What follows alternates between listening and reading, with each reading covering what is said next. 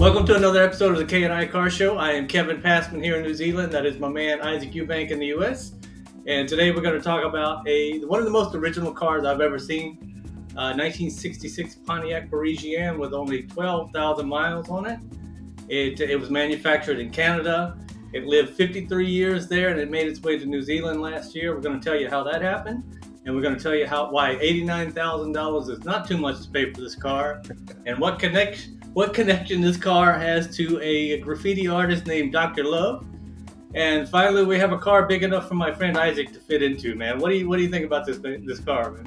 I think it's gorgeous, man. You hit the nail on the head when you found this car, man. This car is just sexy. It's like a sexy gangster mobile. You know what I mean? Like had sex with like a surfer mobile. You know what I mean? It's pretty sick, dude.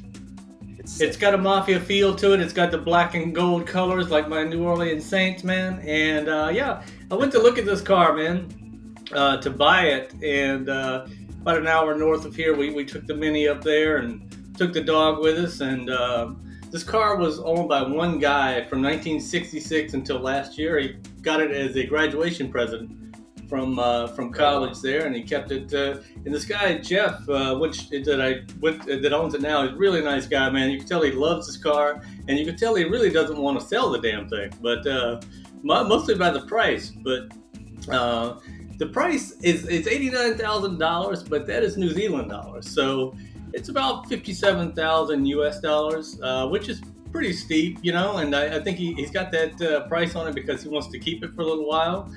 And but only thing, he's done a little work to it. He's actually repainted the engine because the paint was going on the engine.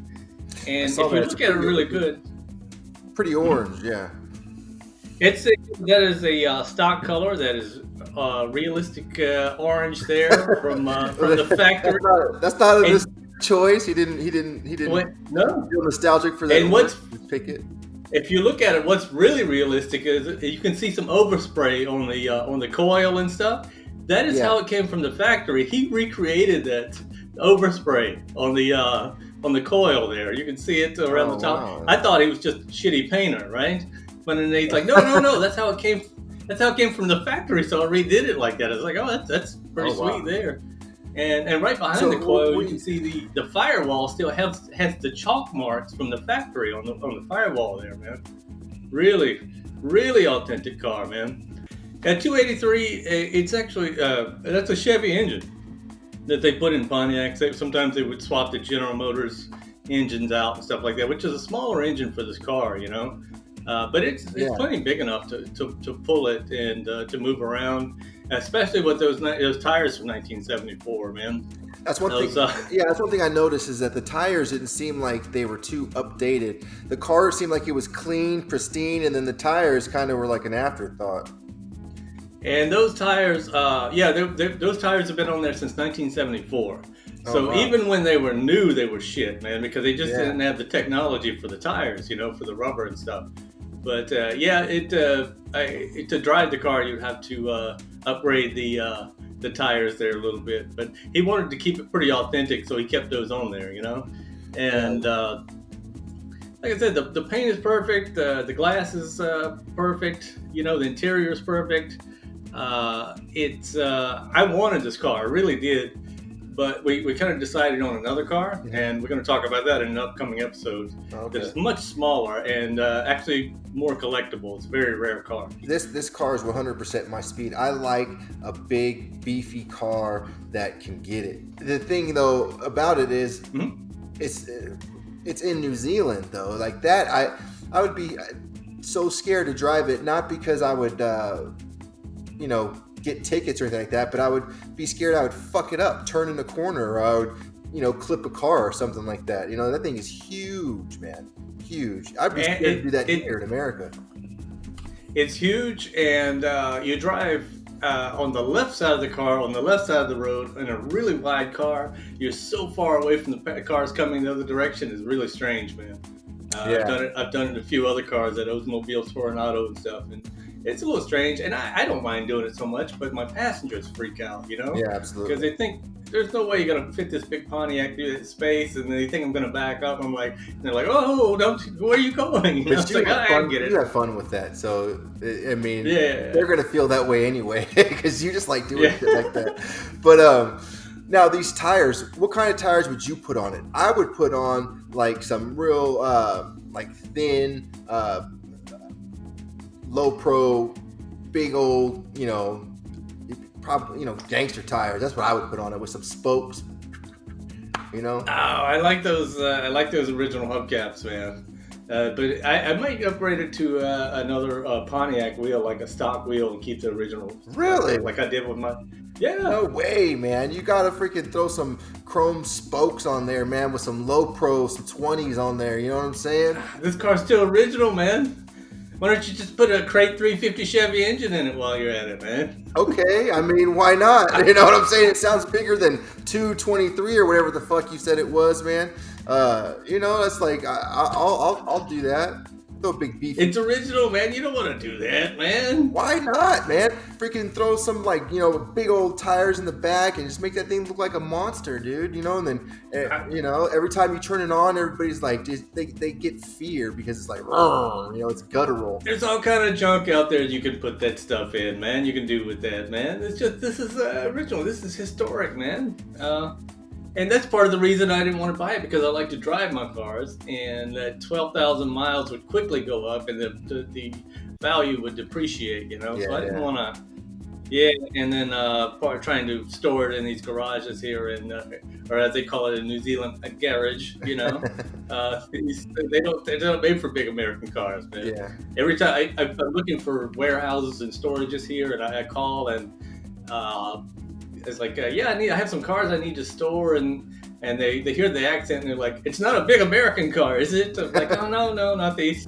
These are foreign cars. He had some new rubbers put in the windshield there, a glass guy, and he signed it Dr. Love in the corner, and I asked the guy, I said, who is Dr. Love? And he's like, I don't know. I was like, well, he signed your card here. He's like, and he breaks out his towel and he's wiping it down. I was like, oh, who did that, But the guy, Jeff, is a cool guy, really nice guy, and he had a really cool, I think a 72 Plymouth Roadrunner there in the garage, and with a 440 and stuff like that, and that's a cool car too, man. I have a little trivia for you this week. You have to tell me if it's true or false, man. All right, then hit it. Can you do that? Yeah, man. Can you do that? All right, you shoot. What do you got?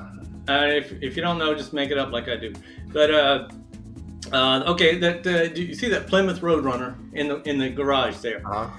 Plymouth Roadrunner.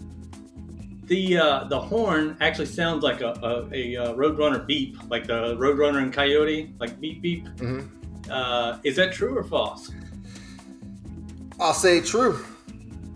Yes, it is. It's true, man. I thought you were gonna miss that one, man.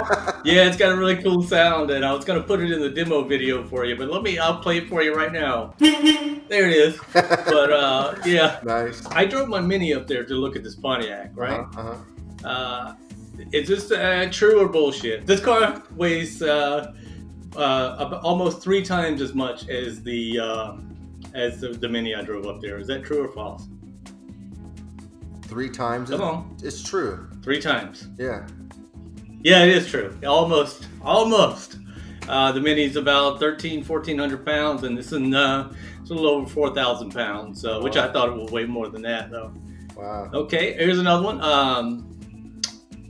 It's called a Pontiac Parisienne, which is a strange name because Pontiac is a Native American chief, and a Parisienne is a female from Paris.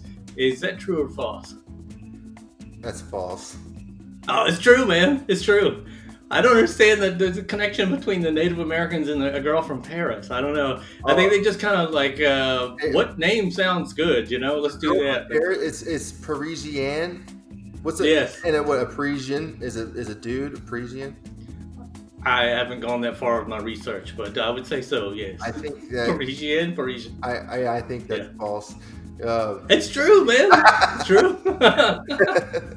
It's like saying a comedian, Oh, she's a comedian. Yeah, She's not a comedian. It's dated. They don't do that anymore. But this was from 1966, so they also named stuff after Native Americans. Those Also, misogynist, racist bastards. But hey, man, I don't understand. You make beautiful cars. Yeah, and this Pontiac, it was a Native American. Worship the environment and stuff, and then they create this huge car that destroys the environment. We'll name it after Mr. Pontiac there. He'll appreciate that, Just completely out of touch with reality, man. I don't understand. Yeah. But, yeah, the 1960s, they were great. But, okay, one more, man. What do I have in common with this car? You both are shiny. Oh, a little bit shiny, yeah, but... Okay, this car, we were both manufactured in North America, and we have escaped to New Zealand. So that's yeah, that's good. Although it's from Canada, I'm from the U.S., but I do tell people I am from Canada because nobody knows shit about Canadian politics. So there you go. I came over here to get away from American politics, and they bring it to me, man. There you go. So yeah, you guys, you're interested in buying this car, and just contact me or leave it in the comments there, and I will contact Jeff. And yeah, man, it's a pretty cool car to me. But I decided to get a Mini Cooper S, 1965, the first generation of the Mini Cooper instead of this car, because it's much easier to store and it's much more rare. I think there are 28 of them registered in the UK. It's been another episode of the K&I Car Show.